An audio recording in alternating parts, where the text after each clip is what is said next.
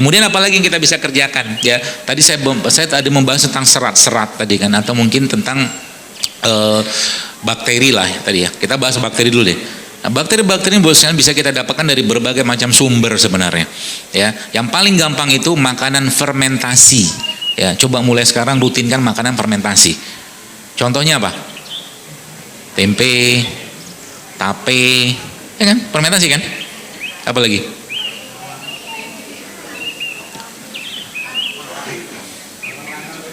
Roti itu aslinya fermentasi, cuman karena terigu, Pak.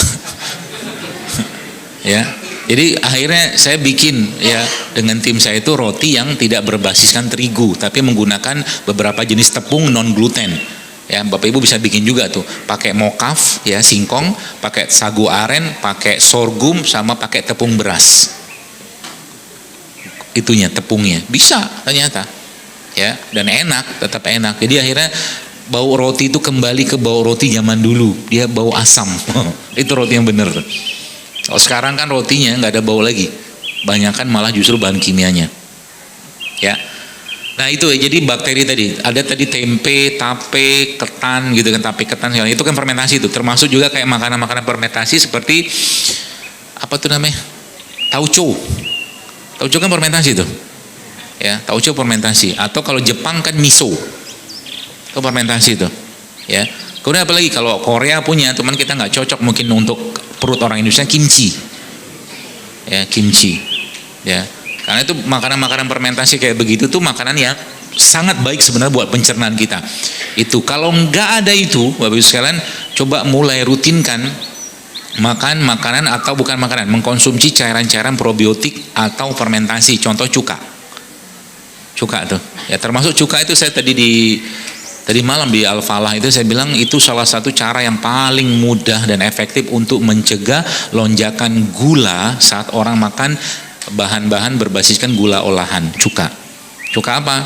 Bukan cuka dapur ya, karena cuka dapur tuh sintetik dia. Yang saya maksudnya cuka apel, cuka madu, cuka nanas gitu loh. Itu. Jadi misalkan air kayak begini nih, contoh, dok saya belum, mohon maaf kan, saya belum bisa meninggalkan tepung-tepungan itu. Karena kalau saya tinggalkan hati saya sedih, misalkan gitulah lebaynya gitu loh.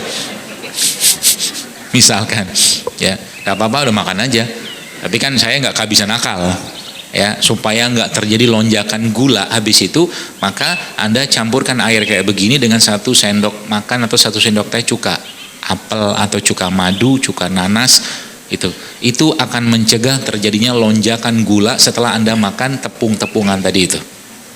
Itu powerfulnya luar biasa. Itu saya baca seorang dia bukan dokter tapi biotek sepertinya dia neliti orang-orang yang makan roti gula, roti terigu gitu, itu dilihat sama dia setelah 1 atau 2 jam itu angka atau kenaikan gulanya setelah dia makan gula olahan.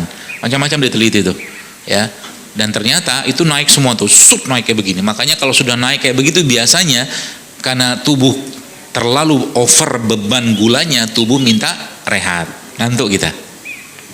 Nah, dengan dikasih cuka tadi itu Bapak sekalian, ya itu ternyata grafik itu landai dia.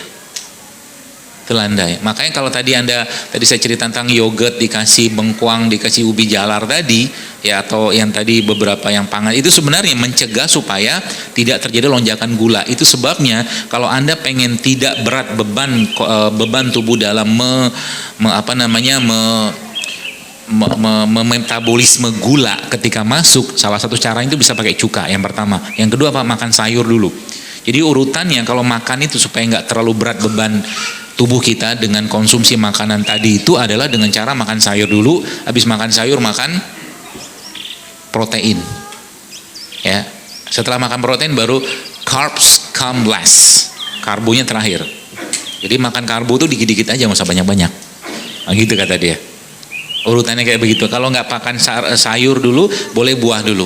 Itu disebutkan Allah dalam surat Al-Waqiah.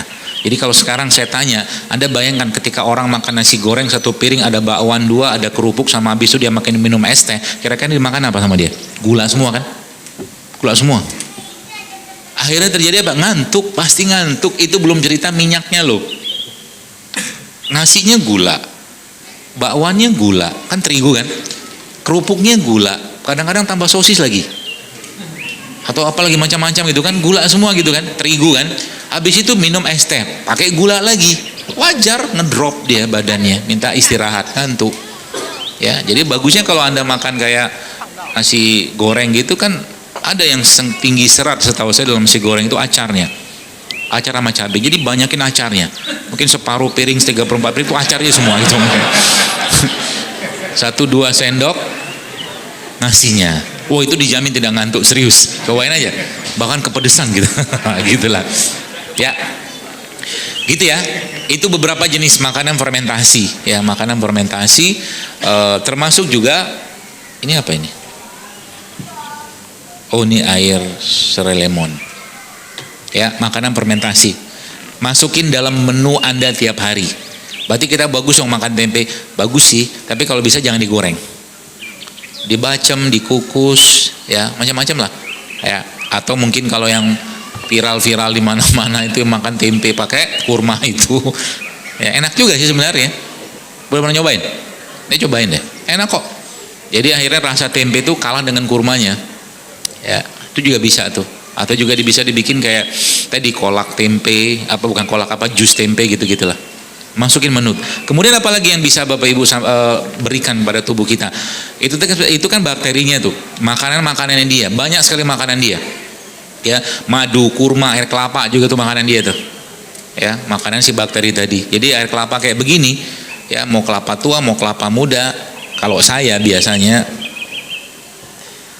kata guru saya ngajarin, dia bilang. Jadi dia bilang, "Dok, kalau mau ini tuh dia optimal," dia bilang masukin madu, dia bilang masukin madu, nanti diaduk-aduk dulu, tunggu sebentar bangsa 15 menit biar dia larut sempurna, habis itu diminum, baru diminum, kata dia begitu.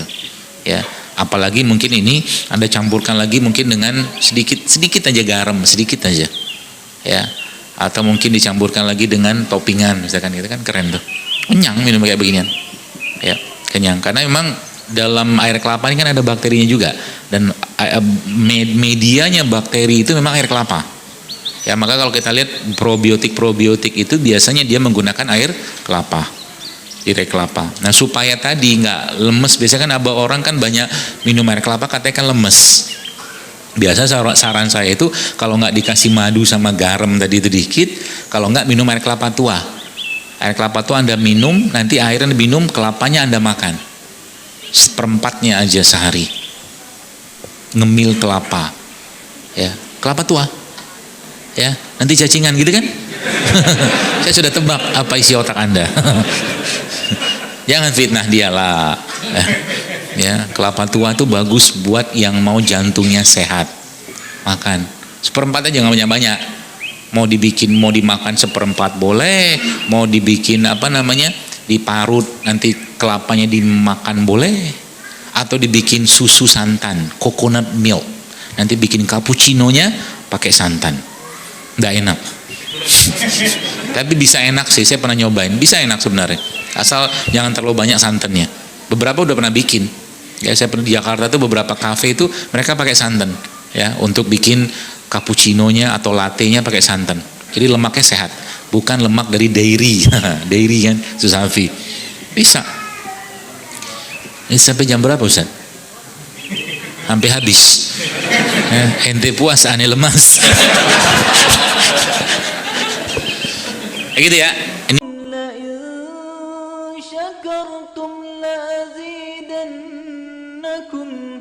ولئن كفرتم